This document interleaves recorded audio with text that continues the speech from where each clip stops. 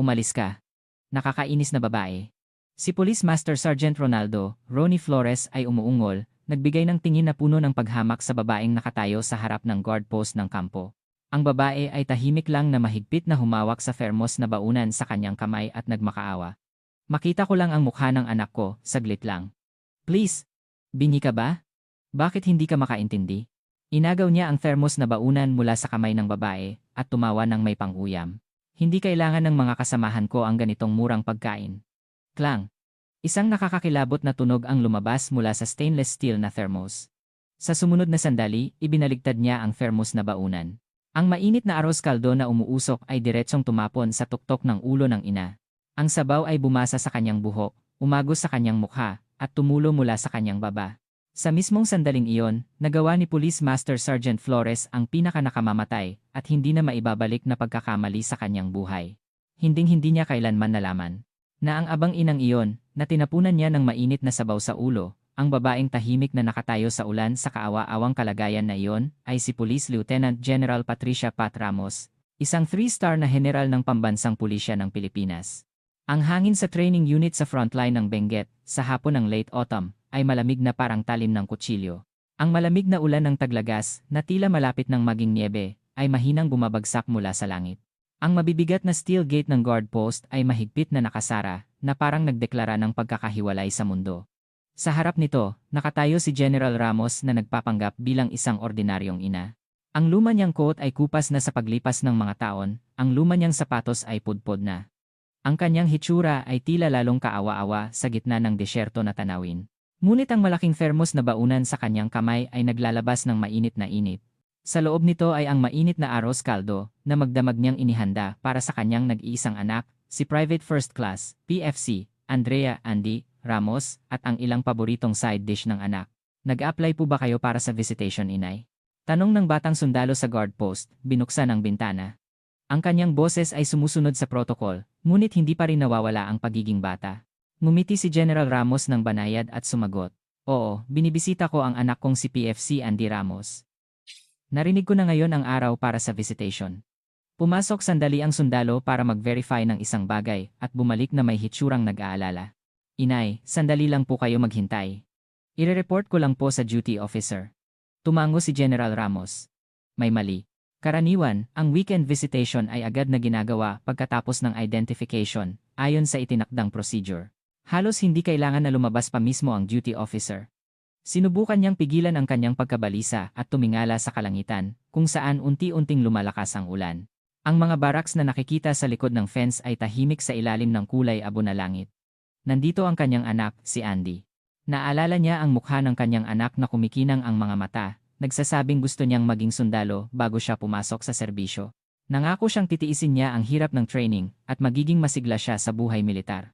Ang huling tawag niya, narinig niya na masyadong pagod ang boses ni Andy, ngunit hindi niya masyadong pinansin, inakala niyang dahil lang sa hirap ng training. Ngayon, sinisisi niya ang sarili niya dahil sa pagpapabaya. Hindi nagtagal, naramdaman niya ang abala sa loob ng guard post at isang batang opisyal ang dali-daling lumapit. Ang First Lieutenant, rank insignia sa kanyang balikat ay nakakasilaw ng awkward. Tumayo siya sa harap ni General Ramos, tinatapakan ng basang lupa, ngunit hindi siya makatingin ng diretsyo sa kanya. Ang kanyang tingin ay nanginginig at nakatutok sa dulo ng luma niyang sapatos. "Kayo po ba ang ina ni PFC Andy Ramos?" "Oo." "May nangyari ba sa anak ko?" Ang boses ni General Ramos ay banayad pa rin, ngunit sa loob nito, ang matalas na instinct na nakuha niya sa mga taon ng serbisyo ay gumagalaw. Hindi niya pinalampas ang malamig na pawis sa noo ng batang lieutenant. Pawis sa ganitong malamig na panahon. Lumunok ng laway ang lieutenant at mahirap siyang nagsalita. Ang kanyang boses ay bahagyang nanginginig. "Inay, pasensya na po. Sa ngayon, hindi po kayo pwedeng mag-visitation." "Hindi pwedeng mag-visitation? Anong ibig mong sabihin? May sakit ba siya? O baka nagkasala siya sa protocol at under disciplinary action?" Sa natural na tanong ng ina, mabilis siyang umiling at itinuwid ang kanyang sarili. Hindi po. Hindi po iyon. Hindi po siya nasugatan o under disciplinary action, hinding-hindi po." Ang kanyang exaggerated na galaw ay lalo lang nagpapalaki sa pagdududa. Hinigpitan ni General Ramos ang kapit sa termos na baunan. Ang init na nararamdaman niya ay tila unti-unting lumalamig. "Kung ganoon, sabihin mo ang dahilan. Maaari mo bang ipaliwanag iyan sa isang ina na bumibisita sa kanyang anak?" Ang lieutenant ay lalo pang nag-alala at nauutal. Kasi po, si PFC Andy Ramos at ang buong platoon ay kasalukuyang nasa Special Mental Resilience Enhancement Training. Sa sandaling narinig ni General Ramos ang salitang iyon, umilaw ang warning light sa kanyang isip. Special Mental Resilience Enhancement Training. Isang kakaiba at walang katuturan na pangalan na hindi niya kailanman narinig sa kanyang mga dekada ng serbisyo. Alam niya ang lahat ng training program at regulations ng militar. Hindi nangyayari ang restriction sa visitation sa anumang training maging ito ay mental education, jungle training, o cold weather training maliban kung nasa wartime situation. Salungat ito sa basic policy ng militar na nagtitiyak ng morale at human rights ng mga sundalo. Ito ay malinaw na kasinungalingan.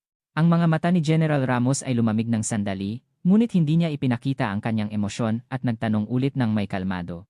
Mental Resilience Enhancement Training, ito ba ay isang bagong programa? Ang pagkakaalam ko, wala namang training na naghihigpit sa visitation, mali ba ako? Ang kanyang tanong ay tila inosenteng pagtatanong lang ng isang ordinaryong ina, ngunit sa loob nito ay nakatago ang talas na sumasaksak sa kahinaan ng kalaban. Ang batang lieutenant ay hindi mapakali, na parang iniimbestigahan. Nag-atubili siyang umatras, ngunit biglang huminto. Inay, iyan po ay impormasyon na may kinalaman sa national security, kaya mahirap po ipaliwanag ng detalyado. Sana po ay maunawaan ninyo na special instruction lang po iyan mula sa higher-ups. Special instruction mula sa higher-ups. Ang kasinungalingan ay lalong lumalayo na. Ang ganitong uri ng kontrol ay malinaw na overreach at isang seryosong issue na magreresulta sa commander's responsibility kung may mangyari.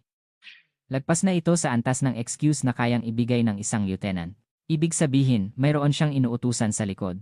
Isang hindi nakikitang kamay na nagmamando at nagkokontrol sa buong sitwasyon. Hindi na siya nagtanong pa. Napagtanto niya na ang batang opisyal na ito ay isang pawn lang, walang makukuha sa pag-ipit sa kanya. Sige. Naiintindihan ko. Kung patakaran ng militar, wala akong magagawa. Tila sumuko siya ng madali. Tiyaka lang huminga ng maluwag ang lieutenant. Maraming salamat po sa pag-unawa, inay. Ngunit, maibibigay ko ba itong pagkain? Ito ang paboritong arroz caldo ng anak ko, at magdamag kong inihanda. Kailangan niya itong kainin bago lumamig. Inabot ni General Ramos ang thermos na baunan, at ang mukha ng lieutenant ay muling naging maputla. Umurong siya na parang may nahawakang mainit na bagay. Inay, hindi rin po iyon pwede. Sa panahon ng training, hindi po pwedeng ipasok ang anumang pagkain mula sa labas, maliban sa rations na ibinibigay ng unit. Ito po ay policy rin. Ngayon, sigurado na si General Ramos. Hindi lang ito simpleng kasinungalingan. May nangyari na kakilakilabot sa kanyang anak, si Andy, at desperado silang itinatago iyon. Ang pagbabawal sa pagdala ng pagkain ay mataas ang posibilidad na ginagawa nila para hindi makita ng sinuman sa labas, maging ng medical officer, ang kalagayan ng kanyang anak. Ang malamig na tubig ulan ay nagsimulang tumago sa kanyang luma niyang coat. Ngunit hindi niya naramdaman ang lamig. Sa halip, isang malamig na galit ang dahan-dahang namumuo sa kaibuturan ng kanyang puso, parang yelo. Hindi niya matiis ang katotohanan na hindi niya alam kung anong masamang bagay ang nangyayari sa kanyang anak na nakasuot ng uniforme ng sundalo sa likod ng steel gate na iyon. Ngunit hindi pa ito ang tamang oras. Ang magdulot ng gulo bilang isang ina ay mas makakasama lang sa kanyang anak. Itinago niya ang lahat ng kanyang emosyon sa likod ng maskara at tumango ng walang lakas. Hindi talaga pwede? Opo, inay. Pasensya na po. Policy po kasi. Ang lieutenant ay yumuko, hindi naglakas loob na tumingin sa mukha niya. Ang nakita lang niya ay ang luma niyang sapatos na may bahid ng putik dahil sa ulan. Sige. Aalis na ako. Dahan-dahang tumalikod si General Ramos. Ang kanyang balikat ay nakayuko dahil sa ulan, at mukha siyang pinakahina na ina sa mundo. Ang lieutenant ay hindi tumingala hanggang sa tuluyan siyang nawala. May isang bagay na hindi niya nakita. Sa mukha ni General Ramos na nakatalikod, nawala ang lahat ng kabaitan, at napalitan ito ng isang bagay na mas malamig pa kaysa sa hoarfrost at mas matigas pa kaysa sa bakal. Ang kanyang tingin ay hindi na tingin ng isang ina. Ito ay tingin ng isang general na nakaharap sa kaaway, ang tingin ng isang tigre na sisirain ang lahat na nagtangkang saktan ang kanyang cubs. Tahimik siyang bumulong. Ang tunog ay nalunod sa ulan, walang nakarinig. Andy, maghintay ka lang. Malapit na akong dumating. Bumalik si General Ramos sa guard post at lumabas sa camp. Ang ulan ay tila lalong nagpabigat sa kanyang pagod na balikat.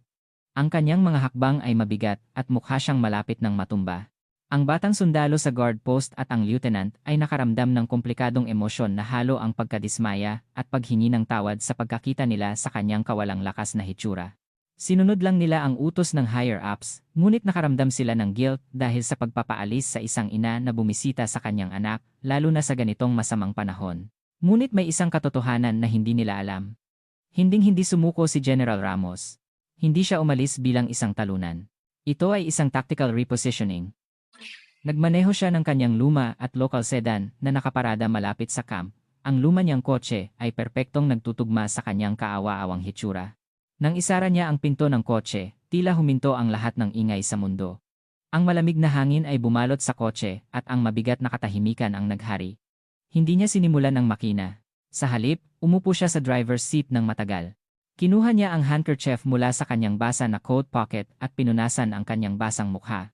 Hindi niya alam kung tubig ulan ba iyon o luha.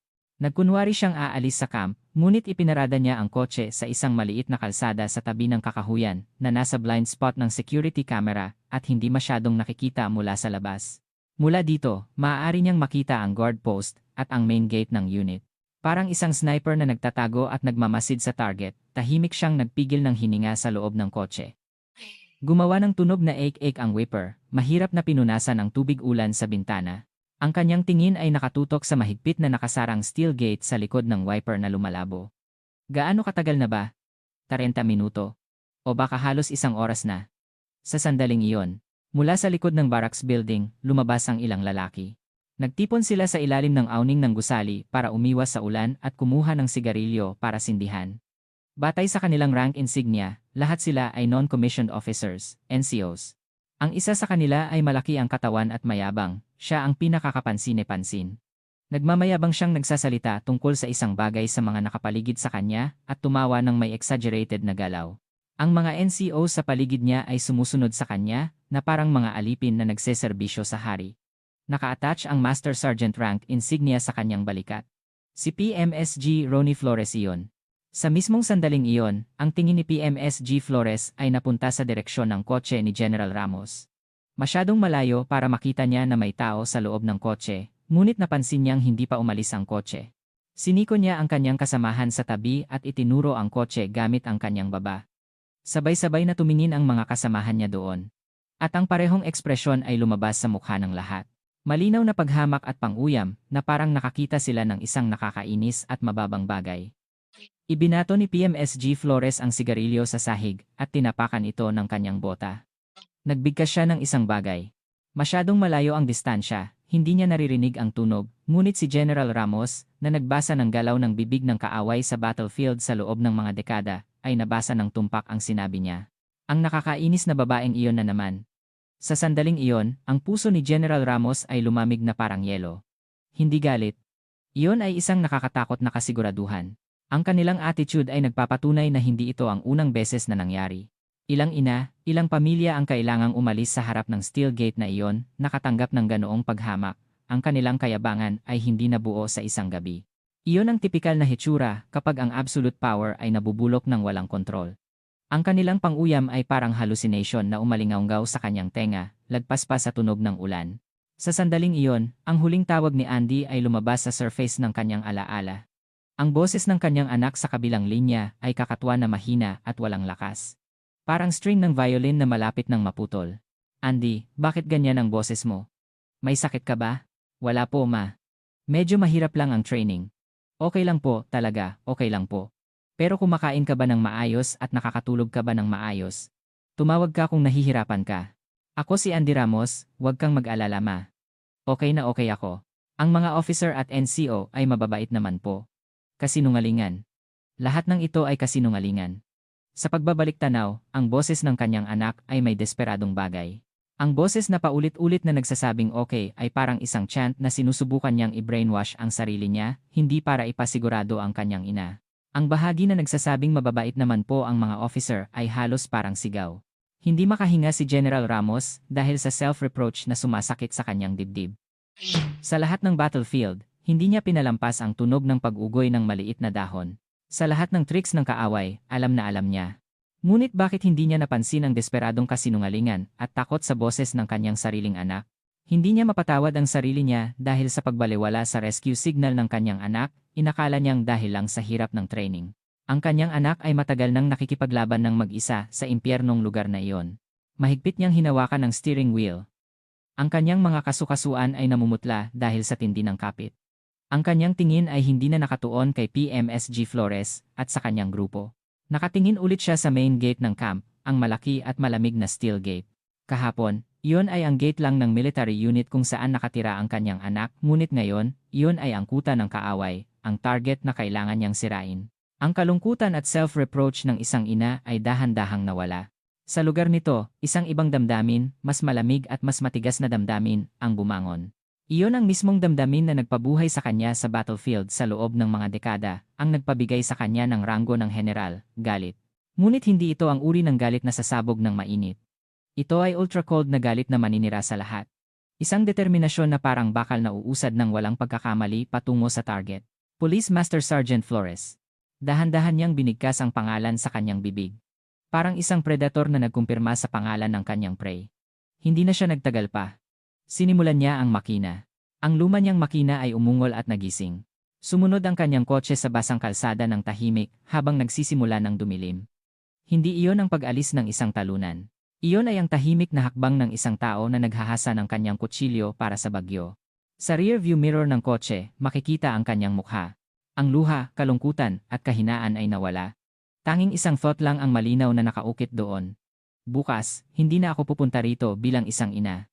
Ang kotse ay tuluyang nawala sa dilim. Parang isang storm cloud na pansamantalang nagtatago para magdala ng malaking bagyo. Walang sinuman, kahit si PMSG Flores at ang kanyang grupo, na nagtatawanan sa ilalim ng awning, ang nakaisip kung anong hitsura ang muling lalabas ng kotseng iyon bukas ng umaga. Mapagtatanto nila na hindi isang ordinaryong ina ang ginulo nila, kundi ang bigote ng isang tulog na tigre. Ngunit huli na ang lahat noon. Kinabukasan ng umaga, eksaktong 8 a.m.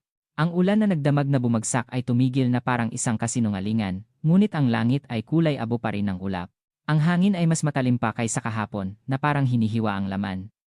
Si General Ramos ay nakatayo sa harap ng guard post ng camp ulit, suot ang parehong luma niyang coat at pudpod na sapatos. Ang nagbago lang ay ang thermos na baunan sa kanyang kamay ay bago. At ang hitsura ng kanyang mukha ay nawalan na ng lahat ng kabaitan at lambing ng kahapon. Ang kanyang mukha ngayon ay parang isang sculpture na gawa sa matigas na granite, walang emosyon. Ngunit sa ilalim ng tahimik na ekspresyon na iyon, isang malaking determinasyon ang kumukulo na parang lava, na hindi kayang isipin ng sinuman. Ang batang sundalo na nagbabantay sa guard post ay naging maputla nang makita siya. Dali-dali niyang tinawag ang lieutenant kahapon. Pagkaraan ng ilang sandali, ang lieutenant ay tumakbo palabas na may hitsurang takot. Halos maiyak siya, nagmakaawa. Inay, please, sinabi ko na po kahapon na hindi po pwede. Please po, wag niyo na po akong pahirapan. May pagmamakaawa sa kanyang boses.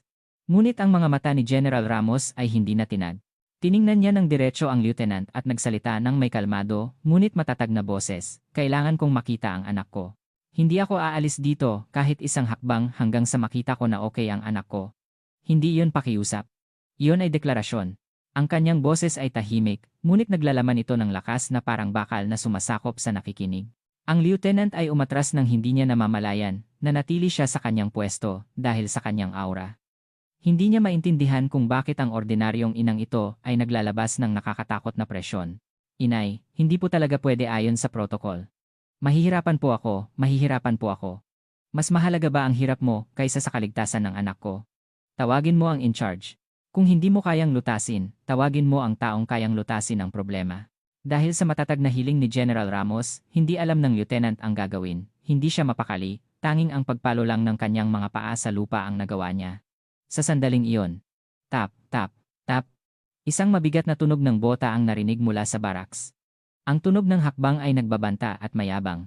Habang papalapit ang tunog, ang hangin sa paligid ng guard post ay mabilis na lumamig. Ang mga sundalo sa guard post, at maging ang iba pang sundalo na dumadaan, ay parang may usapan, huminto sa kanilang ginagawa at tumayo ng atensyon. Sa wakas, lumabas ang lalaking pinanood ni General Ramos sa kotse kahapon, si PMSG Ronnie Flores. Lumapit siya ng may hitsurang irritable. Ang kanyang mga mata ay nagpapakita ng inis at kayabangan, na parang how dare ang isang mababang bagay na ito na istorbohin ang kanyang morning break. Tumayo si PMSG Flores sa harap ni General Ramos at tumingin sa kanya mula ulo hanggang paa. Ang kanyang tingin ay puno ng paghamak na parang nakatingin sa isang maruming insekto sa kalsada. Iniling niya ang kanyang baba at nagtanong sa lieutenant. Ano, lieutenant? Hindi pa rin umalis ang babaeng ito? Akala ko, inayos mo na ng maayos kahapon. Pasensya na po, Master Sergeant Flores. Ang inay po ay mapilit. Sinubukan ng lieutenant na mag-explain, ngunit itinaas ni PMSG Flores ang kanyang kamay at pinigilan ang kanyang salita. At lumingon siya kay General Ramos. Hoy, inay. Sinabi ko na sa iyo kahapon na umalis ka. Hindi ka ba marunong umintindi? Bingi ka ba? O tanga ka? Ang lumabas sa kanyang bibig ay ang pinakanakainsulto na salita na maaari mong maisip. Isang bagay na hindi kailanman sasabihin ng isang sundalo sa isang sibilyan, lalo na sa isang ina na nag-aalala sa kanyang anak. Ang lahat ng sundalo sa paligid ay yumuko. Hindi sila naglakas loob na tumingin ng diretsyo sa kakilakilabot na eksena. Ngunit hindi gumalaw si General Ramos. Hindi niya iniwasan ang mayabang na tingin ni PMSG Flores at tiningnan siya ng diretsyo. Ang kanyang tahimik na tingin ay lalong nag-inis kay PMSG Flores. Sanay siya na nanginginig at umiiwas ang kalaban sa harap ng kanyang autoridad. Ang makita ang isang tao na ganito katigas na nakatingin sa kanya ay isang hindi matitiis na hamon para sa kanya. Tahimik na nagsalita si General Ramos. Hayaan mo lang akong makita na okay ang anak ko. Kahit boses lang. Aalis na ako pagkatapos noon. Ha? Si PMSG Flores ay tumawa ng may panguyam. Nagtawa siya ng exaggerated na parang nakarinig ng pinakakatawa-tawang biro sa mundo. Hindi mo pa rin naiintindihan ang sitwasyon? Ang anak mo ay nasa napakahalagang training, kaya walang oras para makipagkita sa taong tulad mo. Naiintindihan mo? Napansin niya ang bagong thermos na baunan sa kamay ni General Ramos at sumimangot. At ano na naman ang murang pagkain na iyan?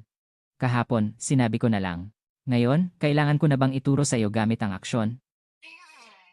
Sa sandaling iyon, parang hayop na inabot ni PMSG Flores ang thermos na baunan mula sa kamay ni General Ramos. Madali lang niya itong ibinigay. O mas tumpak, binitawan niya lang ang kapit para madali niyang maagaw. Tumawa si PMSG Flores ng may panguyam, binuksan ang thermos na baunan, at kinuha ang stainless steel na baunan sa loob. Hindi kakain ang mga kasamahan ko ng ganitong murang pagkain. Kumakain lang kami ng high-quality meal na ibinibigay ng gobyerno. Ikaw na lang ang kumain yan. Oh. Sumigaw siya at marahas na binuksan ang takip ng thermos. Kasabay ng matalas na tunog, ang masarap at mabangong amoy ng arroz caldo na may luya ay kumalat sa malamig na hangin ng umaga. Ang usok ay umuusok, at sa sumunod na sandali, nangyari ang pinakakakilakilabot na bagay na maaari mong maisip. Ibinaligtad ni PMSG Flores ang thermos na baunan. Ang mainit na sabaw ng arroz caldo ay diretsong tumapon sa tuktok ng ulo ni General Ramos. Lahat sa paligid ay sandaling huminto. Parang tumigil ang pagdaloy ng oras. Nagduda ang mga sundalo sa kanilang mga mata. Ang batang lieutenant ay nagpigil ng bibig, sinubukang pigilan ang sigaw. Ang mainit na likido ay bumasa sa kanyang buhok, umagos sa kanyang noo, dumaan sa kanyang kilay at pisngi, at tumulo mula sa kanyang baba. Ang piraso ng manok at luya ay nakakabit ng hindi kaaya-aya sa kanyang ulo at balikat.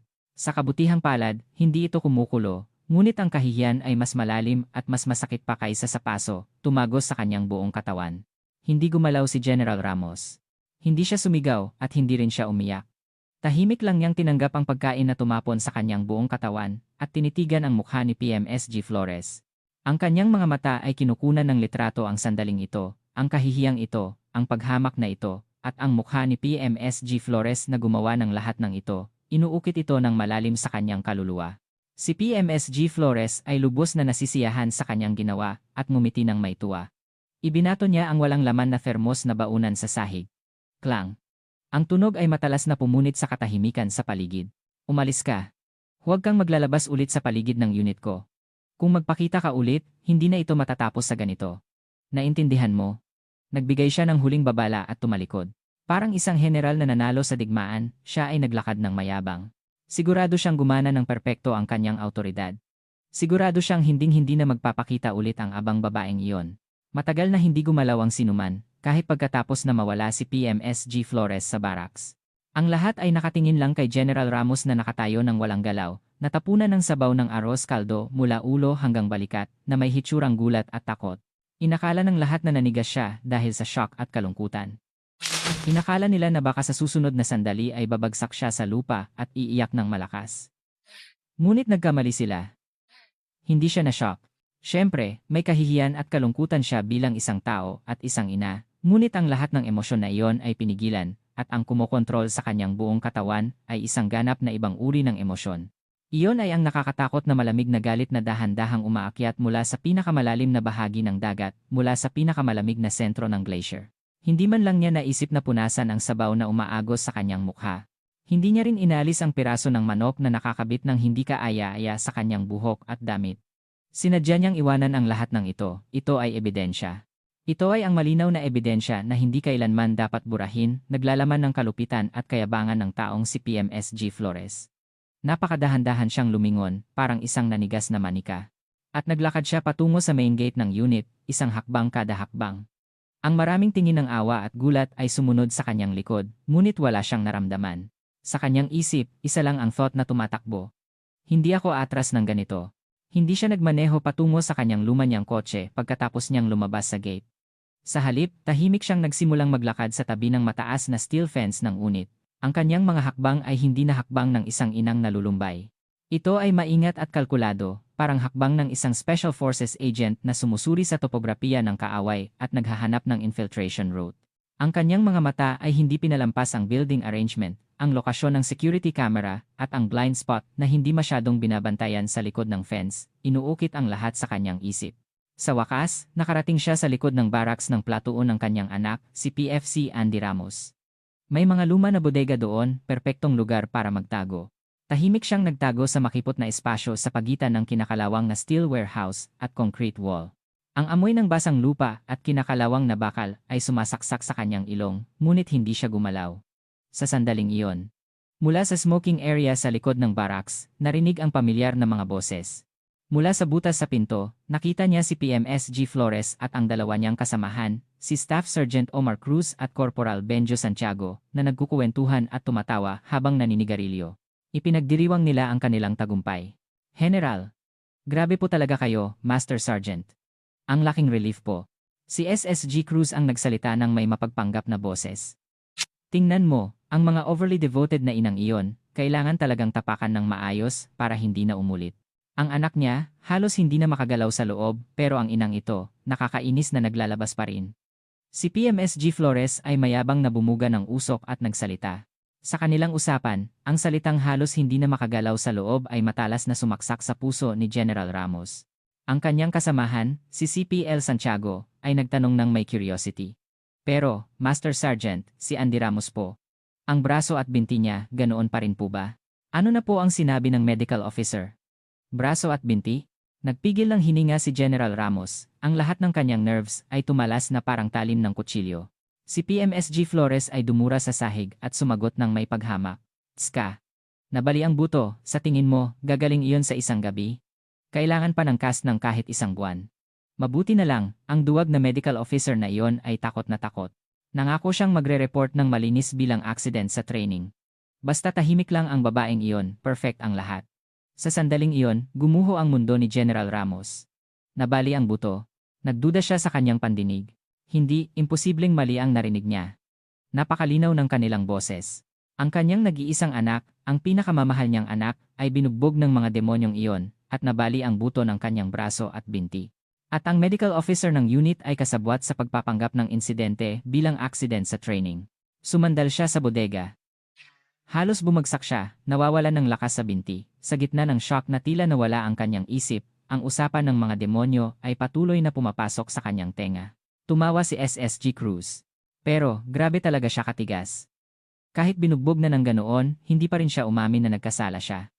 Si PMSG Flores ay tinapakan ng sigarilyo gamit ang kanyang bota at nagsalita. Tanga na babae na hindi alam kung ano ang ginawa niya. How dare siya na sumagot sa isang Master Sergeant? Sa militar, kapag sinabi ko, kailangan mong sumunod. Sinundan ni CPL Santiago. Huwag po kayong mag-alala, Master Sergeant. Kung ilalagay po siya sa infirmary ng ilang linggo pa, matututo rin siyang lumuhod. Iyon po ang military discipline. Oo, iyon mismo. Minsan, kailangan mo lang talaga ng isang sakripisyo para maging komportable ang lahat. Ngayon, nagtugma na ang lahat ng piraso ng puzzle. Ang nangyari sa kanyang anak ay hindi simpleng pambubugbog. Iyon ay isang sadyang at organized act para magbigay ng halimbawa at kontrolin ang buong platoon sa pamamagitan ng takot. Si Andy ay naging victim dahil lumaban siya sa kanilang barbaric regime. Ang walang katuturan na kasinungalingan tungkol sa Mental Resilience Enhancement Training, ang dahilan kung bakit nila pinigilan ang visitation at tawag, ang pagkabalisa sa mata ng duty officer, At ang pathological hostility ni PMSG Flores. Lahat ay tumutukoy sa isang kakilakilabot na katotohanan, pumikit si General Ramos. Sa gitna ng pitch black na dilim, malinaw na lumabas ang hitsura ng kanyang anak, may puting cast sa braso at binti, umiiyak sa sakit. Gaano nakatagal siyang umiiyak, tinatawag ang kanyang ina, gaano siya katakot. Gaano siya kadesperado. Sa sandaling iyon, ang kalungkutan at sakit ng isang ina ay lumampas sa limitasyon. At sa lugar na iyon, isang ibang bagay ang ipinanganak. Iyon ay ang sagradong galit na sisira at maglilinis sa lahat. Ang kanyang puso ay hindi na tumibok dahil sa kalungkutan. Nagsimula itong tumibok ng malamig at regular na parang drum para sa paghihiganti, para sa paghatol. Hindi na siya nagtago pa.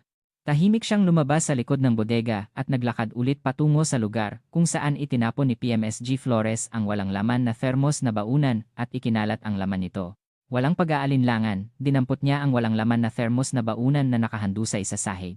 Ang malamig na kanti ng metal ay nag-alis ng huling trace ng piti sa kanya, bumalik siya sa kanyang kotse, at walang imik na sinimulan niya ang makina. Tahimik na umalis ang luma niyang kotse sa camp. Ngunit sa pagkakataong ito, iba sa kahapon. Hindi siya umuwi. Ang kanyang mga mata ay nagliliyab sa matatag na determinasyon. Ang inang si Patricia Ramos ay namatay kasama ang sabaw ng arroz caldo na itinapon ni PMSG Flores sa kanyang ulo kaninang umaga. Ang natira na lang ay isa. Police Lieutenant General Patricia Ramos. Nagsimula siyang maghanda para sa pinakanakakatakot at masusing digmaan para sirain ang cancer na nagpapabulok sa kanyang puwersa.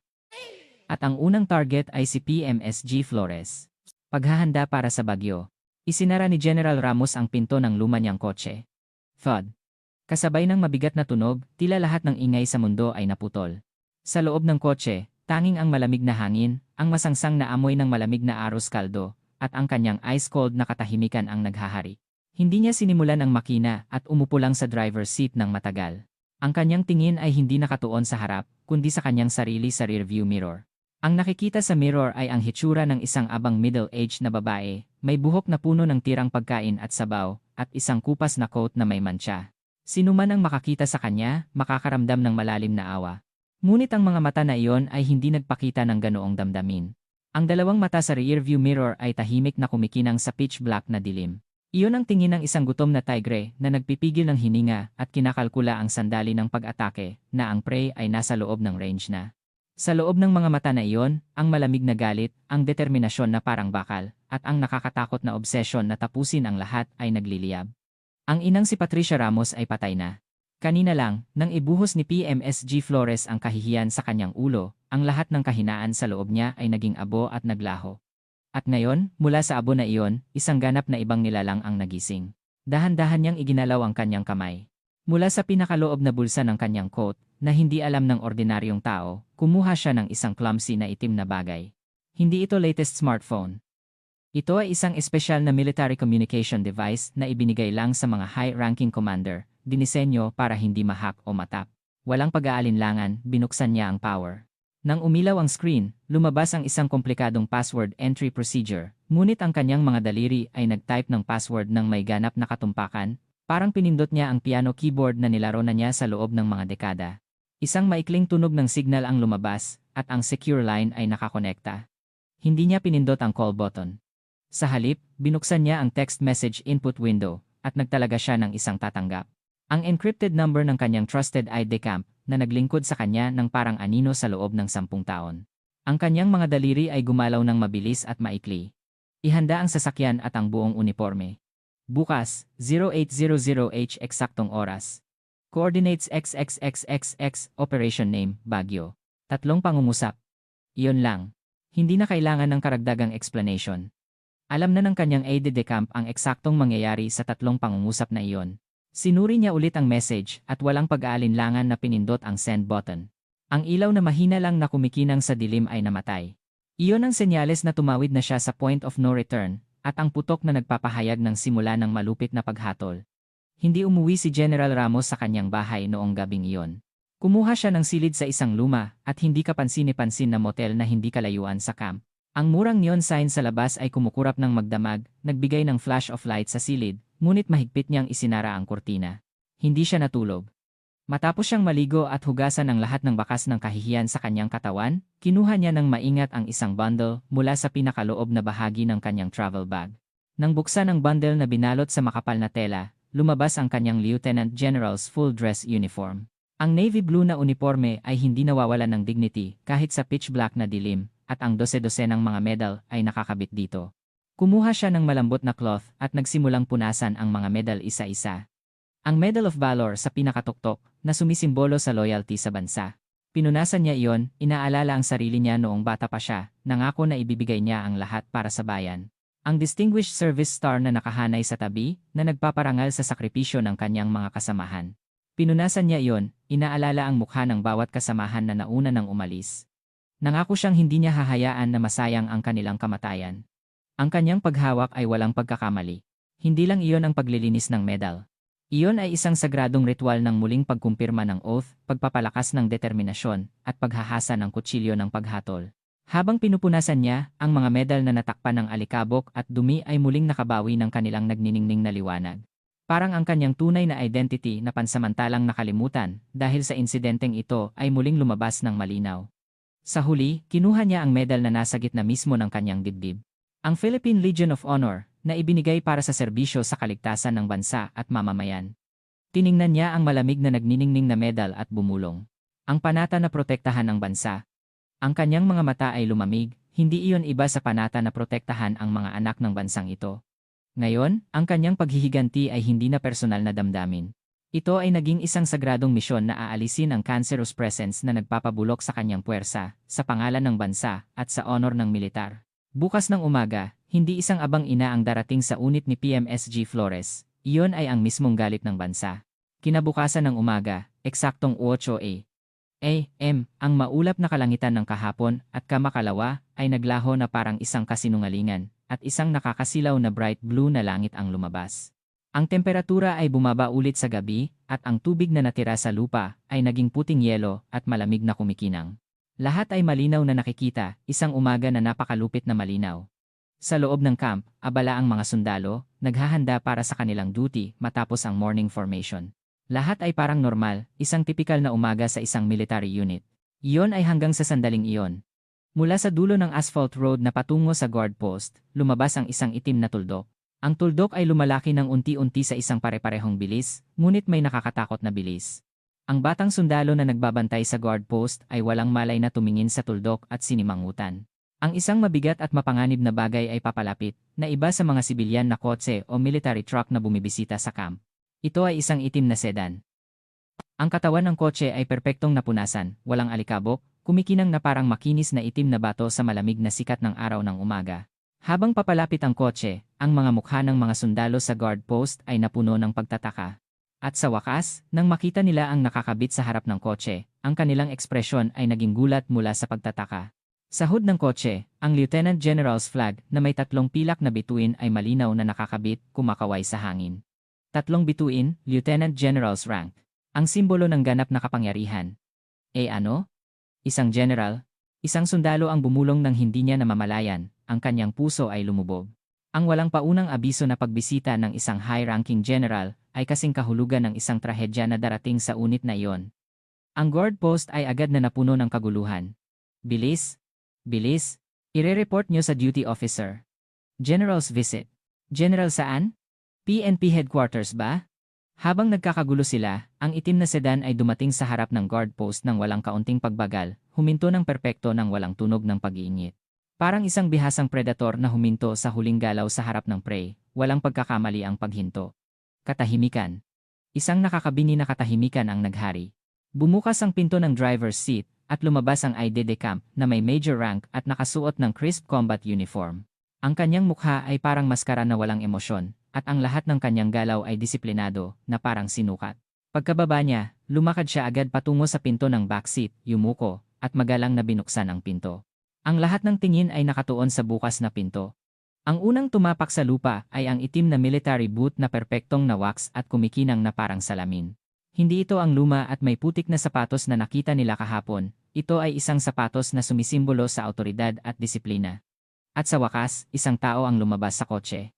Sa sandaling bumaba siya at tumayo ng tuwid, ang lahat ng tao sa lugar na iyon ay nakalimutan kung paano huminga. Police Lieutenant General Patricia Ramos iyon. Hindi niya inakala na pareho sila ng tao kahapon, o hindi man lang iyon maiisip. Nakasuot siya ng pinakamarangal at magarbong full-dress uniform ng isang general ng pambansang pulisya ng Pilipinas. Ang kanyang uniforme ay perpektong plansado, walang kunot, perpektong bagay sa kanyang katawan, na parang isang armor na gawa sa bakal. Ang kanyang buhok, na natapunan ng sabaw ng aros kaldo kahapon, ay perpektong nakabun ayon sa military regulation, walang stray hair na makikita. Ngunit ang pinakanakakasilaw ay isang iba. 3 gintong bituin ang kumikinang ng maliwanag sa kanyang balikat, sinasalo ang sikat ng araw ng umaga. At 12-dosenang medal ang pumuno sa kanyang dibdib, ang resulta ng kanyang dugo at pawis na ibinigay niya sa bansa sa loob ng mga dekada. Ang mga medal na iyon ay hindi lang decoration. Iyon ay ang buhay na kasaysayan na nagpapatunay kung gaano katindi at kadakila ang kanyang paglalakbay, at ang mukha na iyon. Ang kabaitan ng isang inang nag-aalala sa kanyang anak ay wala na. Ang mukha niya ay malamig na parang yelo, mas malamig pa kaysa sa hoarfrost. Ang dalawang mata na iyon ay isang matalim na talim ng kutsilyo na sumasaksak sa puso ng kaaway. Ang tingin ng isang ganap na commander na walang sinuman ang maglakas loob na harapin. Isang sundalo sa guard post ang huminga ng malalim at naging maputla dahil sa takot. Naalala niya. Tama. Iyon ang mukha. Ang kaawa-awang ina na dumanas ng kakilakilabot na kahihiyan, natapunan ng mainit na sabaw sa ulo ni PMSG Flores, sa harap mismo ng kanilang mga mata kahapon. Hindi maaari. Ang kanyang utak ay tumangging tanggapin ang katotohanan, naramdaman niya na ang dugo sa kanyang buong katawan ay lumamig. Nanginginig ang kanyang binti na parang aspen tree, at muntik na niyang mabitawan ang kanyang baril. Natakot siya at sumigaw. GG General! Attention! Salute to the General! Ang kanyang boses ay malakas na pumunit at nanginginig dahil sa takot, mas malapit sa sigaw kaysa sa salute. Mabilis siyang nagsalute. Ngunit dahil sa tindi ng pagkabigla, ang kanyang salute ay messy at nakakatawa. Ang isang salitang iyon, General, at ang kakilakilabot na kombinasyon ng ina kahapon, ay kumalat sa buong unit na parang sakit o hindi mapigilang sunog. Ang screaming report na nagsimula sa guard post ay dumaan sa telephone line at mabilis na kumalat sa command post ng unit at sa bawat company at platoon. Police Lieutenant General Patricia Ramos, ang training commander, ay dumating ng walang abiso sa main gate. Ang sibilyan kahapon, siya ang general. Ang unit ay nagkagulo. Ang mga sundalo na kumakain ng almusal ay naghulog ng kanilang mga kutsara at ang mga nagme-maintain ng gamit ay nagtapon ng kanilang mga tools. Ang mga opisyal na nagtatrabaho sa opisina ay tumalon mula sa kanilang mga upuan. Lahat ay nagpanik, nagmamadaling lumabas ng gusali, inaayos ang kanilang uniform. Tanging isang emosyon lang ang nakaukit sa kanilang mga mukha. Tapos na tayo. Kamatayan. Samantala, sa sandaling iyon, si PMSG Flores, si SSG Cruz, at si CPL Santiago ay tahimik na nagkakape sa Platoon Lounge. Nagmamayabang siya tungkol sa dignity na ipinakita niya kahapon. Kita mo? Ang militar, kailangan talaga ng ganoong discipline. Ang babaeng iyon kahapon, hinding-hindi nalalabas sa paligid ng unit natin. Hahaha. Sa sandaling tumawa siya ng malakas. Slam. Ang pinto ng lounge ay marahas na bumukas, at isang sundalo ng platoon ang tumalon papasok na may mukhang nakakita ng multo. Humihingal siya at halos umiyak, sumigaw. May Master Sergeant Flores. May malaking problema, may 3-star sa gate. Nag-snort si PMSG Flores. Humph. Huwag kang mag-eskandalo private. Bakit ang taas ng rank na iyon na pumupunta sa ganitong remote unit? Ngunit sa sumunod na sinabi ng sundalo, nawala ang lahat ng kulay sa mukha ni PMSG Flores. Pero, Master Sergeant, ang general na iyon, siya ang general na kahapon, siya ang, hindi na niya kayang ituloy ang kanyang salita at tumingin lang sa mukha ni PMSG Flores. Ang paper cup na may kape sa kamay ni PMSG Flores ay walang lakas na nahulog. Ang mainit na kape ay tumapon sa kanyang military boot, ngunit wala siyang naramdaman. Ang lahat ng kanyang kalupitan kahapon ay nag-flash sa kanyang isip na parang panorama. Ang hitsura niya na sumisigaw ng umalis ka, nakakainis na babae. Ang hitsura niya na umaagaw sa thermos na baunan sa kamay niya. At ang hitsura niya na nagbuhos ng mainit na arroz caldo sa kanyang ulo. Ang mga mata ni PMSG Flores ay nagsimulang mawala ng focus at nanginginig. Ang mukha ni na SSC Cruz at CPL Santiago ay naging puti rin na parang papel, bumulong siya na parang may nagbabalat sa kanya. Ngunit ang kanyang instinct ay nagsasabing tapos na ang lahat. Ang kanyang buhay ay tuluyang nagtapos sa mismong sandaling iyon, kahapon. Sa labas, ang tunog ng nagmamadaling bota ng maraming opisyal at sundalo, at ang sigaw ay umalingaunggaw na parang Symphony of Hell. Sa wakas, lumapag na ang bagyo. Hindi pinansin ni Lieutenant General Ramos ang kaguluhan sa guard post o ang messy na salute ng mga sundalo na natatakot. Para sa kanya, sila ay mga background lang na wala ng existence. Ang kanyang tingin ay nakatuon lang sa kanyang anak na nasa likod ng kulay abo na mga gusali ng barracks. Naglakad siya sa loob ng camp nang walang salita, nang walang pag-aalinlangan. Ang tunog ng kanyang sapatos na tumatama sa asphalt ay parang yabag ng executioner na umaalingaunggaw sa tahimik na camp. Ang kanyang aide de camp ay sumusunod sa likod niya na parang anino, nagpapanatili ng pare-parehong distansya. Nang magsimula siyang gumalaw, ang buong unit ay nagsimulang gumalaw sa paligid niya na parang mga iron filings na hinihila ng isang malaking magnet. Ang mga sundalo na nagjo-jogging sa parade ground, ang mga sundalo na nagtatrabaho, at ang mga opisyal na tumalon palabas ng barracks. Ang lahat ng sundalo sa kanyang route ay nanigas sa kanilang puwesto, na parang tinamaan ng kidlat, tumayo ng atensyon, at desperado silang nagsalute. Saludo! Saludo! Ang salute na sigaw ng daan-daang boses, na puno ng takot, ay umalingaunggaw sa bawat sulok ng camp, ngunit hindi man lang tiningnan ni General Ramos ang sinuman. Ang kanyang presensya mismo ay sapat na upang sumakop sa lahat, kaya hindi na niya kailangan pang gawin o sabihin ang anumang bagay. Sa sandaling iyon, may tumakbo palabas mula sa command barracks. Ang battalion commander ng unit, si Lieutenant Colonel Ricardo de la Cruz. Sinusuot niya ang mga boto ng kanyang combat uniform jacket habang tumatakbo. Hindi niya pinansin ang putik sa lupa na dumudumi sa kanyang sapatos, desperado siyang tumakbo. Sa wakas, hinarangan niya ang daan ni General Ramos. Ang kanyang mukha ay puno ng pawis at takot. Says salute to the General. Police Lieutenant Colonel Ricardo de la Cruz. Halos hindi na siya makahinga, sumigaw siya ng salute. General, bakit kayo nagpunta sa ganitong kaawa-awang lugar? Kung nagbigay lang sana kayo ng abiso, ihahanda namin ang proper welcome. Ang kanyang mapagpanggap na excuse ay hindi natapos. Dahil malamig na pinutol ni General Ramos ang kanyang salita, nasaan ang infirmary. Ang kanyang boses ay hindi malakas. Sa halip, ito ay mababa at tahimik na parang bumubulong. Ngunit naglalaman ito ng ganap na autoridad na parang kayang palamigin ang buto ng isang tao. Sandaling nagduda ang battalion commander sa kanyang pandinig. Infirmary, nararamdaman niya sa instinct niya na may malaking mali. Ang gulo sa sibilyan kahapon at ang issue tungkol kay PFC Andy Ramos ay sumagi sa kanyang isip, ang kanyang mukha ay naging maputla. Sinubukan niyang magkunwari na kalmado at nagtanong ulit. Infirmary po. May problema po ba? Sa sandaling iyon, huminto si General Ramos sa paglalakad at dahan-dahang lumingon para harapin ng diretsyo ang battalion commander. Ang tingin na iyon. Naramdaman ng battalion commander ang takot na parang huminto ang kanyang puso. Hindi iyon tingin ng isang tao. Ito ay tingin ng isang Diyos na nakikita ang lahat at hahatulan ang lahat ng kasinungalingan o ang tingin ng isang galit na predator. Sa harap ng tingin na iyon, napagtanto niya ng buong buo kung gaano kawalang halaga at walang silbi ang lahat ng kanyang excuses at kasinungalingan. Siya ay walang lakas, parang isang maliit na bato sa harap ng isang malaking landslide. Muling nagsalita si General Ramos, napakadahan-dahan, binibigyang diin ang bawat salita. Nagtatanong ako. Nasaan ang infirmary? Sa boses na yon, ang huling trace ng resistance ng battalion commander ay nagkapira-piraso. Halos lumuhod siya, ngunit pinigilan niya ang kanyang sarili. Halos umiyak siya, at gamit ang nanginginig na daliri, itinuro niya ang isang bahagi ng barracks. Nandoon po, sa likod po ng main building. Hindi na tiningnan ni General Ramos ang battalion commander. Wala na siya sa kanyang radar. Muli siyang lumingon at naglakad patungo sa direksyon na itinuro ng battalion commander ng walang pag-aalinlangan. Ang kanyang aide de camp ay sumunod sa likod niya. Ang naiwan na battalion commander ay nanatiling nakatayo doon na parang estatwa, nakatingin ng tulala sa likod ni General Ramos. Nararamdaman niya sa instinct niya na ang kanyang buhay militar, o baka ang buong buhay niya, ay nagtapos na sa mismong sandaling ito. Naglakad si Lieutenant General Ramos at ang kanyang aide de camp patungo sa infirmary, na parang alam nila ang daan. Ang lahat ng sundalo sa unit ay nagpigil ng hininga at nanood sa eksena, parang mga taong nanonood sa mata ng isang malaking bagyo na dahan-dahang dumadaan sa itaas ng kanilang mga ulo.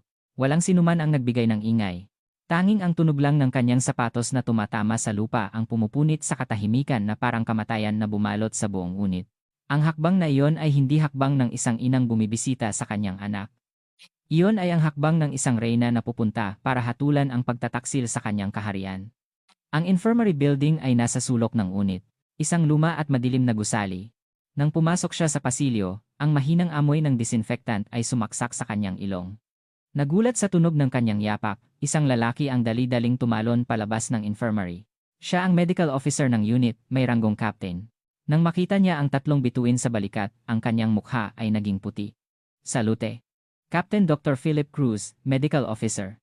Anong nangyayari? Hindi siya pinansin ni General Ramos. Ang kanyang mga mata ay nakatutok sa lumang pinto na may nakasulat na WARD sa dulo ng pasilyo. Tinaasan niya ang medical officer at dumiretso sa pinto. Hindi naglakas loob ang medical officer na pigilan siya at sinundan lang siya ng takot. Ang battalion commander na nahuli sa pagtakbo ay sumunod din, nararamdaman niya na ang kanyang labi ay tuyo. Huminto si General Ramos sa harap ng pinto, isang napakaikling sandali, ngunit huminga siya ng malalim. Sa likod ng isang pinto, naroon ang kanyang anak. Dumating na ang oras para harapin ang kakilakilabot na katotohanan na naisip niya sa loob ng 2 araw. Binuksan niya ang Pandora's box gamit ang sarili niyang kamay. Kriek! Ang lumang pinto ay nagbigay ng masamang tunog at bumukas. At ang tanawin sa loob ng ward ay lumabas sa kanyang mga mata. Sa malamig na metal bed, nakahiga ang kanyang anak, si PFC Andy Ramos, sa puting sheet, ang kanyang kanang braso, at kaliwang binti ay ganap na natakpan ng puting cast. Ang kanyang hitsura ay napakaawa, parang isang sirang manika. Ang mukha ng kanyang anak, na healthy na tan sa sikat ng araw, ay maputla, at ang ilang pasa ay kulay asul. Ang kanyang mga mata, na kumikinang ng maliwanag, ay namamaga, at ang kanyang labi ay nabasag at may dugo. Sa sandaling iyon, naramdaman ni General Ramos na huminto ang kanyang puso. Si Andy ay lumingon nang may hirap nang marinig ang pagbukas ng pinto. At nang makita niya ang taong nakatayo sa pinto, ang mga luha na matagal niyang pinipigilan sa kanyang namamaga na mga mata ay tumulo na parang talon. Nagduda siya sa kanyang mga mata. Inakala niyang nananaginip siya. Ang kanyang ina ay laging ordinaryo at simpleng hitsura. Ngunit ang taong nasa harap niya ngayon ay ang pinakamagaling na sundalo, ang pinakapinagmamalaking opisyal na nagmamando sa PNP, na hinahangaan niya sa mga litrato mula pa noong bata pa siya, ang sarili niyang ina. Emma. Ang kanyang boses ay nabali at pumiyok. Ang pagbigkas lang ng isang salitang iyon ay parang nagbigay ng sakit na pumunit sa kanyang buong katawan. Sa sandaling narinig niya ang boses na iyon, ang steel armor na nakabalot kay General Ramos ay nagsimulang magpakita ng mga lamat. Ang lamig at galit ng isang general na nagpoprotekta sa kanya ay agad na natunaw. At ang natira lang ay isang tao, isang ina na nakararamdam ng sakit na parang hinihiwa ang kanyang puso. Dahan-dahan siyang lumapit sa tabi ng kama ng kanyang anak, napakadahan-dahan. Ang kanyang mga hakbang ay hindi na hakbang ng isang marangal na general. Ito ay ang mga hakbang ng isang ordinaryong ina na malapit ng matumba. Huminto siya sa tabi ng kama at maingat na hinawakan ang kaliwang kamay ng kanyang anak na walang cast.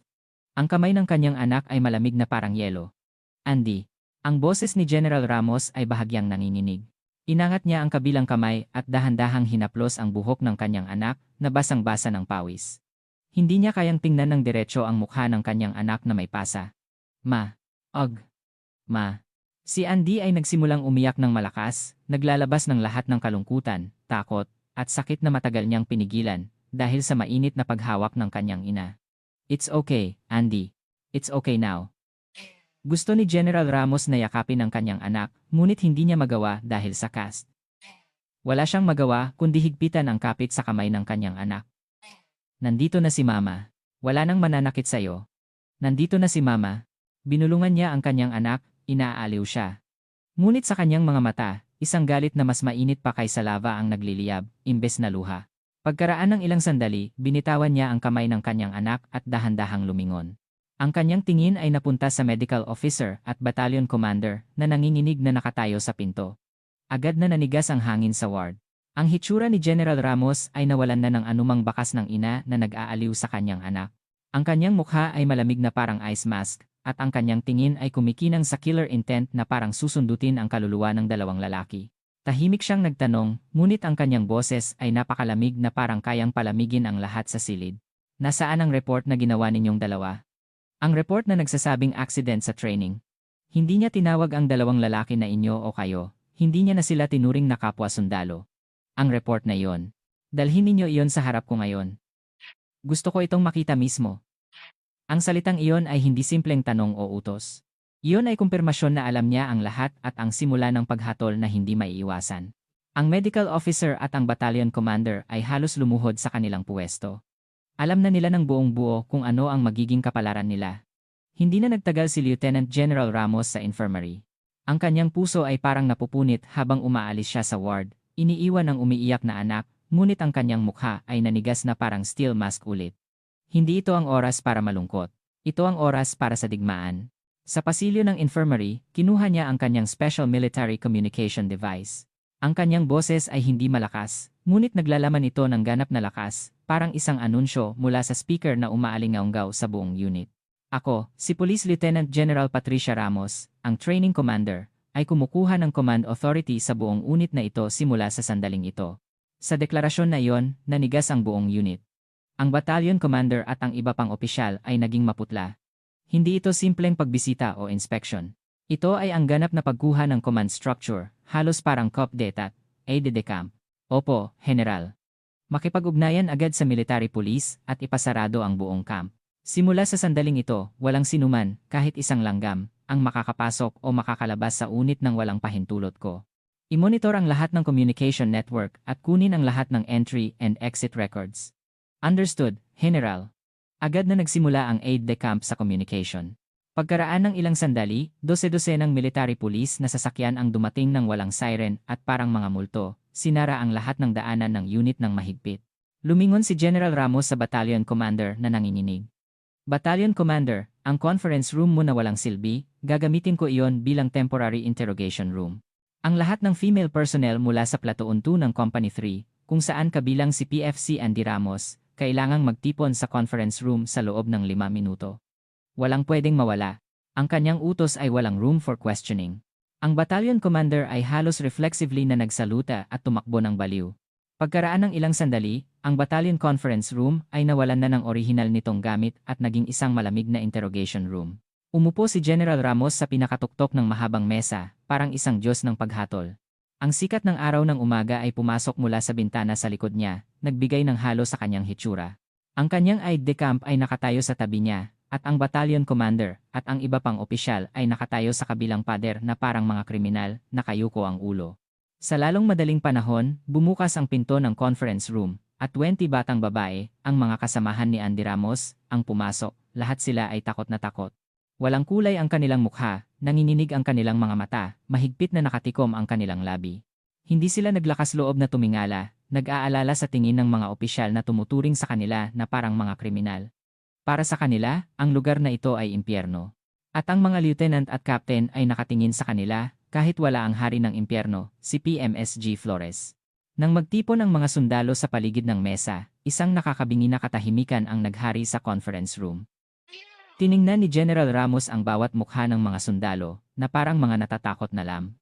Sa wakas, nagsalita siya. Ang kanyang boses ay nakakagulat na banayad. Siguro, natatakot kayo. Sa isang salitang iyon, nanginginig ang mga balikat ng mga sundalo. Hindi ako dumating dito ngayon bilang commander ninyo. Huminto siya sandali, tiningnan ang mga mata ng mga sundalo isa-isa, at nagsalita. Ako ang ina ng kasamahan ninyo, si Andy Ramos. Ang salitang ina ay dahan-dahang yumanig sa malamig na hangin ng conference room. Nagulat ang mga mata ng mga sundalo. Hindi sila makapaniwala na ang kakilakilabot na general na iyon ay ang parehong babae na dumanas ng kakilakilabot na bagay sa gate kahapon. Tumindig si General Ramos. Dahan-dahan siyang lumapit sa mga sundalo. Alam ko kung ano ang kinatatakutan ninyo. Natatakot kayo sa paghihiganti. Natatakot kayo sa disadvantage. Nag-aalala kayo kung paano ninyo tatapusin ang inyong serbisyo sa impyernong lugar na ito. Huminto siya sa harap mismo ng isang sundalo. Ang sundalo ay nagpigil ng hininga dahil sa takot. Ngunit nangangako ako sa inyo, sa sandaling ito, itinataya ko ang aking rank at honor, ang lahat ng mayroon ako. Ang kanyang boses ay lumakas. Simula sa sandaling ito, kayo ay nasa ilalim ng direkta kong proteksyon. Ang mga taong nanggulo sa inyo, ang mga taong nagpabaya sa inyong pagdurusa. Ngayon, hindi na kayo ang matatakot kundi sila na. Tiningnan niya ng matalim ang mga opisyal na nakatayo sa pader. Ang mga opisyal ay nag-atubiling umiwas ng tingin, parang sinaksak. Kaya, magsalita na kayo. Sabihin ninyo ang lahat, mula simula hanggang sa huli, kung anong nangyari sa unit, at kung anong nangyari sa kasamahan ninyo, si Andy Ramos. Sa kanyang taos-pusong pangako at sumasakop na presensya, ang dam ng takot na mahigpit na nakasara ay sa wakas ay nagsimulang magpakita ng mga lamat. Pagkatapos ng ilang sandali ng katahimikan, ang pinakamatapang na sundalo ay nagsimulang magsalita ng nanginginig ang boses. Si Master Sergeant Flores, hindi po niya kami itinuring na tao. Nang lumabas ang unang salitang iyon, ang iba pang sundalo ay nagsimulang umiyak, inilabas ang lahat ng kanilang kalungkutan. Kapag nagkakamali kami, sumisigaw siya na masama ang ulo namin, kaya kailangan naming magdusa. Pinapahirapan niya kami sa parade ground ng magdamag kahit umuulan. Insulto niya ang mga magulang namin. Araw-araw, Sinasabi niya na kaawa-awa ang mga magulang namin dahil nag-anak ng tulad namin. Normal lang na inuutusan niya kaming bumili ng pagkain o inumin para sa kanya. Kapag tumanggi kami, nagiging impyerno ang araw na iyon. Ang mga testimonya ay sunod-sunod. Hindi lang ito simpleng military indiscipline. Iyon ay isang organized at malicious abuse na sumisira sa dignity ng isang tao. Ang mga krimen hindi lang ni PMSG Flores, kundi pati nina SSG Cruz at CPL Santiago, nakasabwat sa karahasan at nagpababa sa mga ito, ay unti-unting lumabas. Sa wakas, dumating ang kuwento tungkol kay Andy Ramos. Si Andy, siya ang pinakamalakas sa amin. Palagi siyang lumalaban sa injustice. Isang sundalo ang umiyak. Noong araw na iyon, hindi niya kinaya ang personal insult sa isang kasamahan at sinabi niya, "Master Sergeant, masyado na po iyan." Iyon ang simula. Sa pamamagitan ng kanilang testimonya, ang kakilakilabot na katotohanan ng araw na iyon ay muling nabuo. Si PMSG Flores at ang kanyang grupo ay kinaladkad si Andy sa likod ng bodega at walang awang binugbog siya ng grupo sa ilalim ng pagkukunwari ng disiplin. Sa tuwing sumisigaw si Andy sa sakit, lalo silang naging mas malupit, sinasabi na sabihin mo na nagkasala ka. Nang patuloy siyang lumaban, sa huli ay binasag nila ang buto ng braso at binti ni Andy. Habang nagpapatuloy ang testimonya, walang sinabi si General Ramos. Nakinig lang siya ng may matatag na mukha, inuukit ang bawat salita sa kanyang puso. Nang matapos ang testimonya, tumango siya sa kanyang aide-de-camp. "Kunin mo ang ebidensya." Lumapit ang aide-de-camp sa mga sundalo at nagsalita. "Mga kasamahan, kung may bruises o scars kayo sa katawan, ipakita ninyo. Kung may messages kayo sa pagitan ng mga kasamahan tungkol sa takot, ibigay ninyo. Diaries o memos ay okay rin. Ang lahat ng ito ay magiging ebidensya na hahatol sa kanila." Nag-atubili sandali ang mga sundalo. Ngunit nang makita nila ang matatag na tingin ni General Ramos, hindi na sila natakot. Isang sundalo ang dahan-dahang nag-roll up ng sleeve ng kanyang combat uniform, at isang dark blue bruise ang malinaw na nakita sa kanyang braso. Matapos nito, ang iba pang sundalo ay nagsimulang magpakita ng mga sugat na matagal nilang tinago. Ang ilan ay kumuha ng kanilang cellphone at nagpakita ng mga messages ng takot na hindi nila kayang burahin. Puno iyon ng desperadong messages, tulad ng "Master Sergeant ay bad mood ngayon, huwag kang titingin sa kanya," o "Gusto ko nang mamatay dahil sa sobrang takot." Isang sundalo ang kumuha ng maliit na notebook. Nakatala doon ang verbal at physical abuse na dinanas niya, kasama ang petsa. Kinuna ng litrato ng aide-de-camp ang lahat ng sugat gamit ang digital camera at maingat na inilagay ang cellphone at notebook sa evidence bag.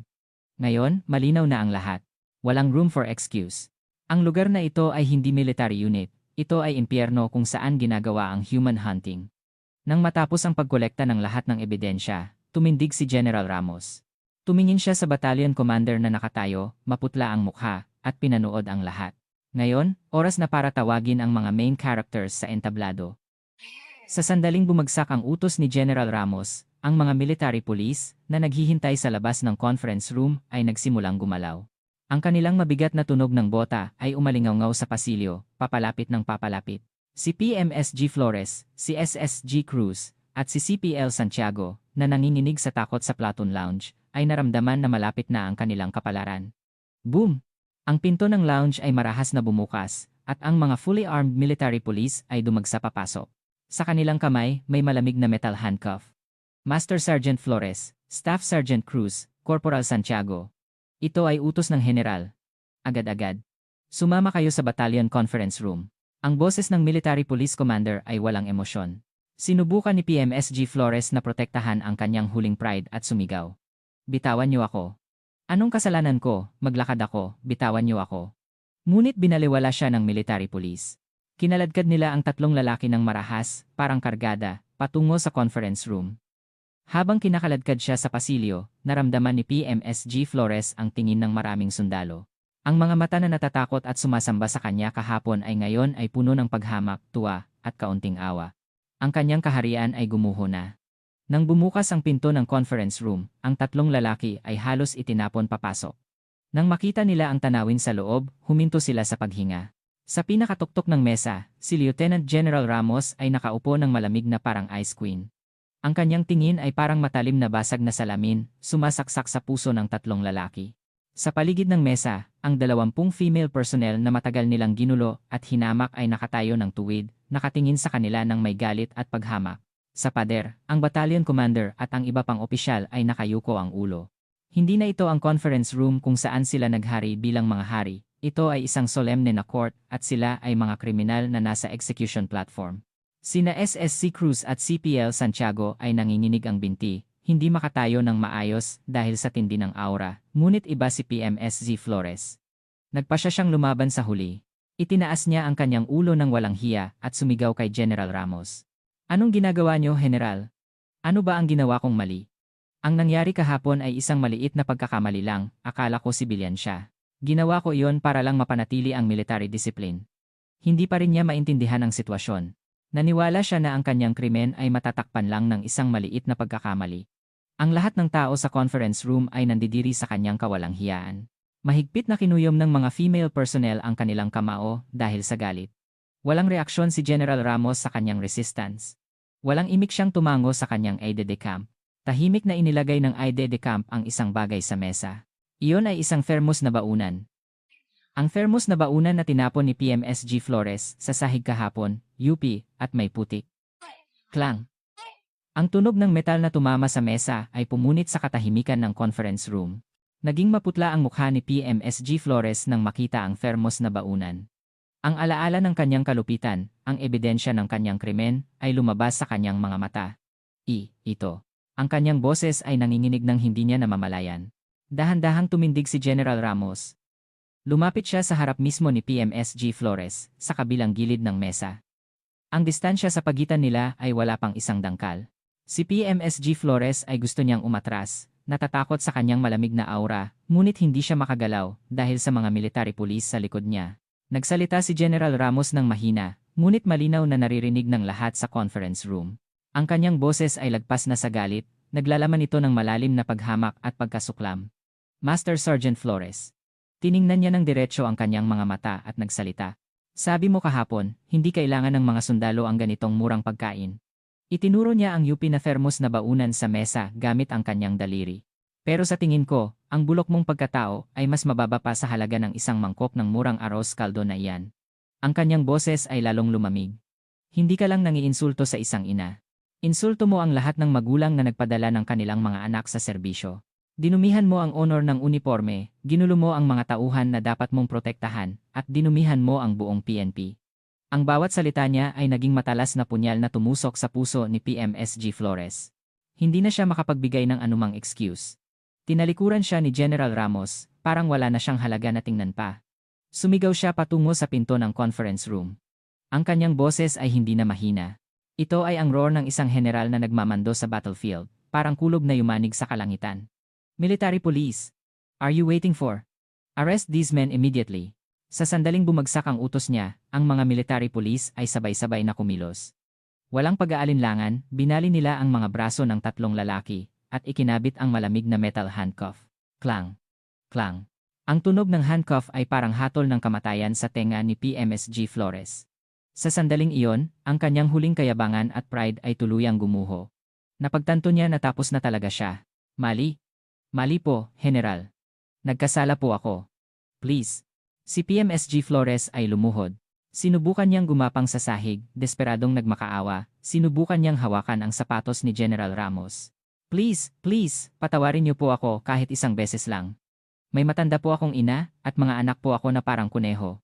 Please. Ang mga female personnel ay tumingin sa kanyang kaawa-awang hitsura ng may paghamak. Ang tyrant na naghari bilang isang Diyos at tumuring sa kanila na parang insekto kahapon ay gumagapang na ngayon sa sahig, nagmamakaawa para sa kanyang buhay. Ngunit ang mga mata ni General Ramos ay hindi natinag.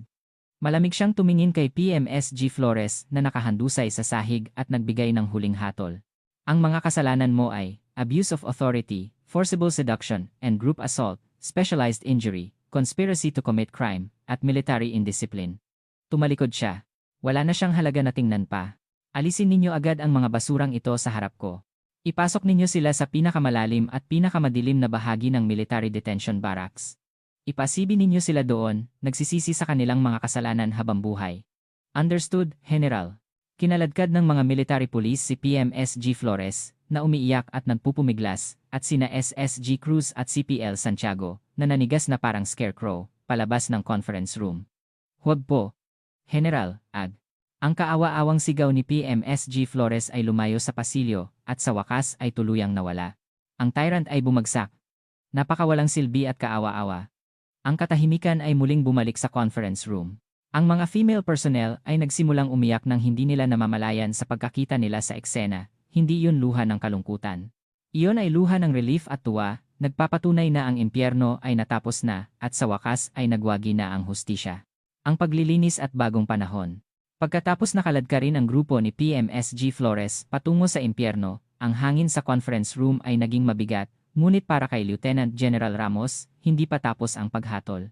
Para sa kanya, si PMSG Flores ay isang bahagi lang ng cancerous mass. Alam niya ng husto na ang kakilakilabot na sakit na ito ay maaaring bumalik muli, maliban kung aalisin niya ang lahat ng nakapaligid na tissue na nagpabaya at nagbigay pa ng nutrients sa cancer na lumaki. Lumapit siya sa mga female personnel na umiiyak at nagsalita ng may init ngunit matatag na boses. Ligtas na kayo ngayon.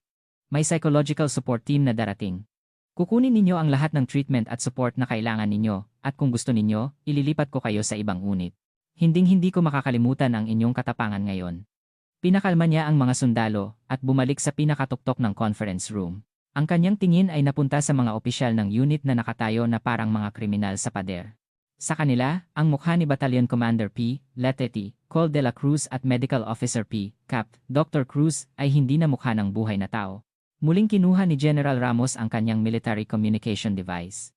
Sa pagkakataong ito, tinawag niya ang key departments ng PNP headquarters. Ito ang general.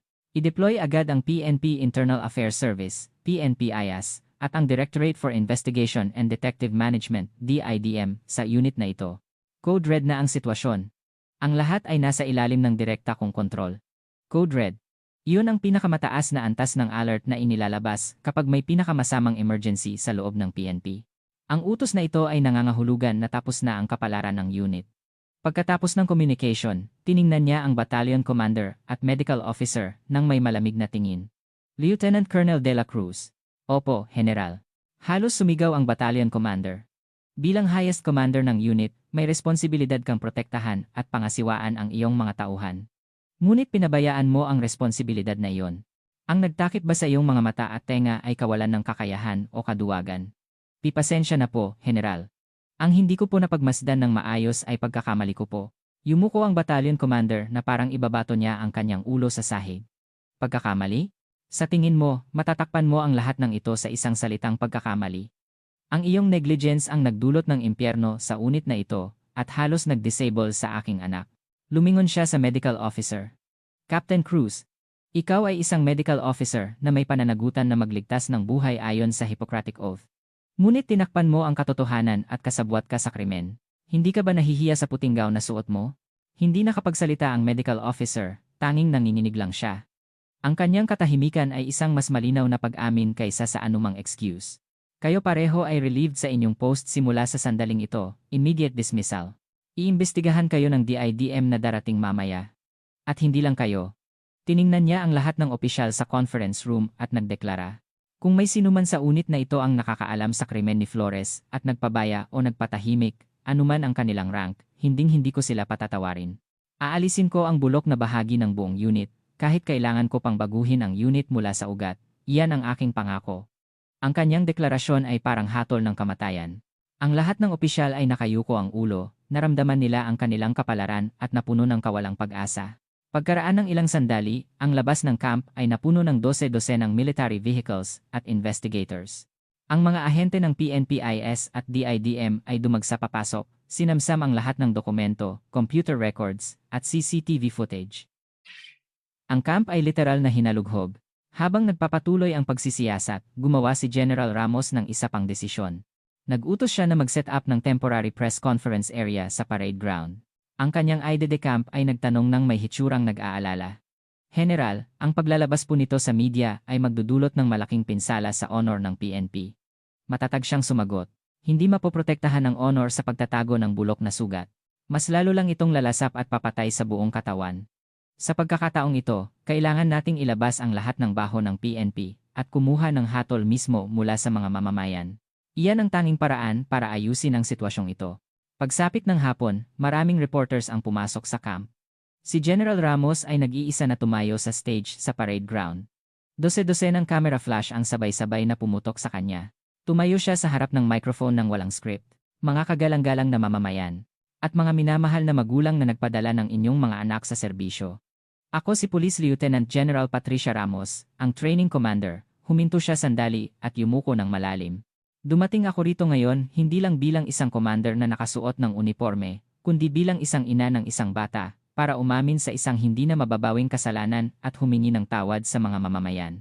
Sa kanyang taos-pusong paghingi ng tawad, ang press conference area na maingay ay naging tahimik. Itinuwid niya ang kanyang sarili at nagsimulang magkwento ng kalmado ng lahat ng kakila-kilabot na nangyari sa unit, walang tinago at walang pinalambot. Ang kakila-kilabot na pambubugbog na dinanas ng kanyang anak, ang organized abuse ng grupo ni PMSG Flores, at ang korupsyon ng command structure na nagpabaya at nagpatahimik. Ang lahat ng responsibilidad para sa cancerous element na ito ay nasa akin at sa aming puwersa dahil hinayaan namin silang lumaki. Bilang isang general at bilang isang ina, nabigo akong protektahan ang aking anak at ang iba pang victim. Taos-puso po akong humihingi ng tawad. Muli siyang yumuko ng malalim. Ngunit, mga mamamayan, nangangako ako sa inyo ngayon. Itinataya ko ang lahat ko, aalisin ko ang ugat ng kasamaan sa systematic violence at anomaly na malalim na nakaugat sa aming puwersa. Hinding-hindi na mauulit ang victim na tulad ng aking anak, ire-reform ko ang aming puwersa mula sa pundasyon. Ito ang tanging paraan para makabawi ako sa aking anak at sa mga mamamayan. Ang kanyang talumpati ay live na ipinalabas sa buong bansa sa TV at internet. Ang mga mamamayan ay napuno ng shock at galit, ngunit sa parehong sandali, binigyan nila siya ng buong suporta para sa kanyang tapang na ilantad ang kanilang sariling baho at mangako ng reform. Simula sa araw na iyon, ang PNP ay nabalot sa pinakamatindi at masusing internal investigation at reform storm sa kasaysayan. At sa gitna ng bagyong iyon, naroon si General Ramos, ang babaeng general na kumuha ng kutsilyo ng hustisya sa pangalan ng ina. Ang kanyang digmaan ay nagsisimula pa lang. Ang bagyo na sinimula ni Lieutenant General Ramos ay yumanig sa buong puwersa ng pambansang pulisya ng Pilipinas. Matapos niyang ilabas ang lahat ng katotohanan sa public apology, ang PNP ay nasa ilalim ng pinakamahigpit na self-reflection at reform mula nang itatag ito. Pagkaraan ng ilang buwan, hinatulan ng military court si PMSG Flores ng 15 taon na pagkakakulong, at sina SSG Cruz at CPL Santiago ay hinatulan ng 10 at 8 taon na pagkakakulong, ayon sa pagkakasunod. Iyon ay ang resulta ng paggamit ng halos lahat ng military law na pwedeng ipataw, kasama ang abuse of authority, specialized injury, at forcible seduction. Si Battalion Commander P. Lieutenant Col. De la Cruz at Medical Officer P. Capt. Dr. Cruz, na nagpabaya at nagtangkang itago ang kanilang mga krimen, ay hinatulan din ng jail time at dishonorable discharge. Bukod pa rito, 12-dosenang opisyal ang tumanggap ng maliliit o malalaking penalty o kinailangang umalis sa serbisyo. Ang unit na naghari na parang isang kaharian ay tuluyang binuwag at nawala sa kasaysayan. Ang hustisya ay dumating ng mabagal, ngunit ganap na natupad. Ngunit ang digmaan ni General Ramos ay hindi nagtapos doon.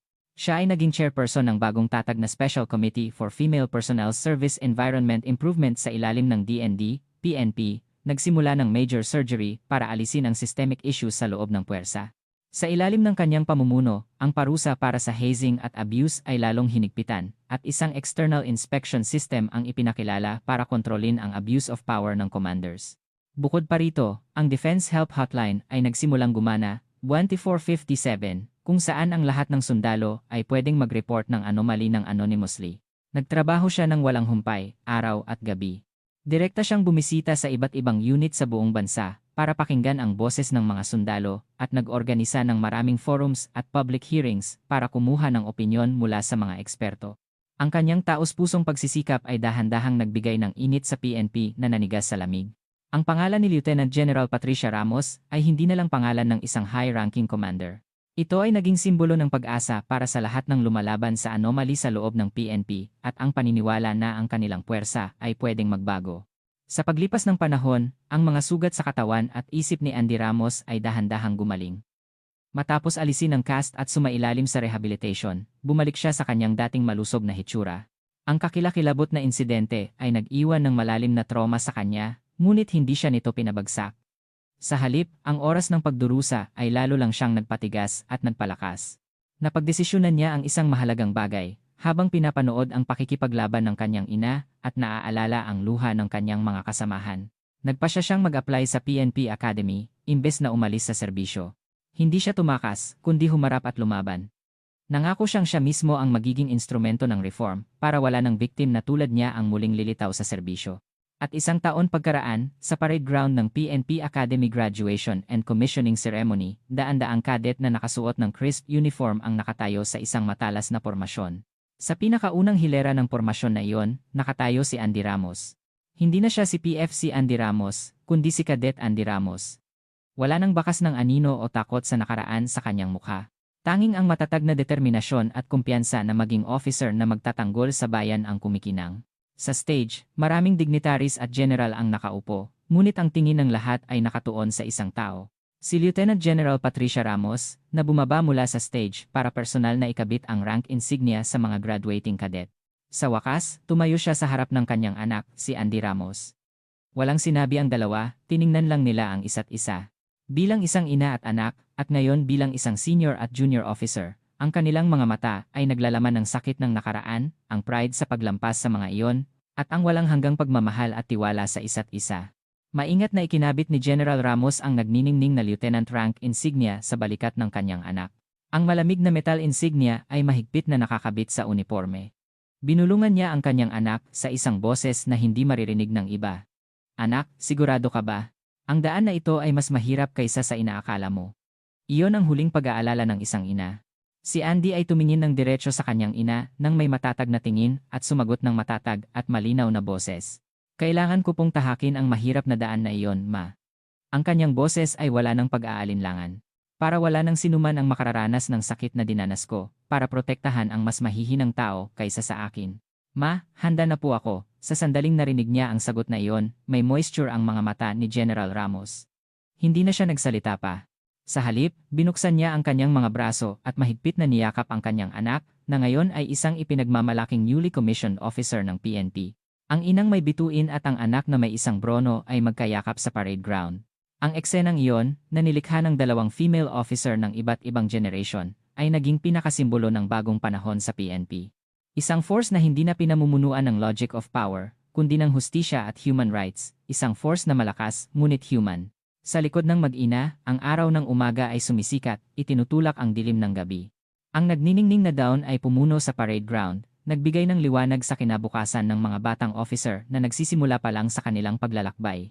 Iyon ang pagdating ng bagong order at pag-asa, ang tunay na bukang liwayway.